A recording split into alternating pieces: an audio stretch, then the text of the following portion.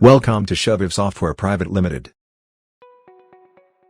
Are you worrying about your oversized PSD files and tired of searching a perfect software to split your PSD files? We have a solution for you. Introducing Shoviv PST Splitter that allows to split the PSD files as desired. The software efficiently splits the large PSD files into smaller ones, irrespective of its size. The most prominent feature of the Shoviv PST Splitter is it allows you to split the PSD file in desired file size. The software also provides option to splits the PSD files, date-wise, or year-wise. During the process, the software makes no changes in the meta properties of selected PSD files items. To download the software, you may visit www.shoviv.com/pstsplitter.html and install the software. Let's take a quick look on how to use it. As you open the software, the home screen will appear. Click on Demo to check out the demo version of the software. Now you will have to select a PSD file which you can browse from your computer. After selecting the file, click on the Next button. Now, select the target folder in which the split PSD files will be stored.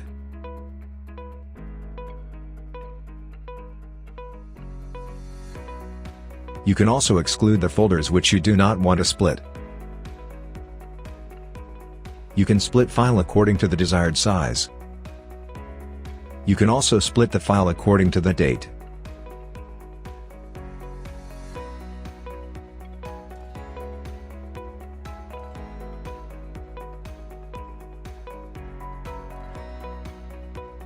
Click on Add button to select the date range. Select the year option to split the file according to the year. After selecting the year, click on Add button.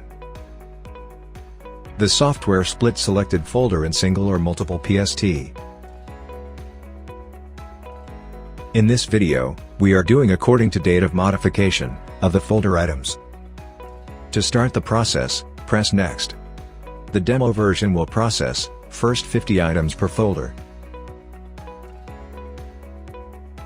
Once the processing is done, you can also export the report.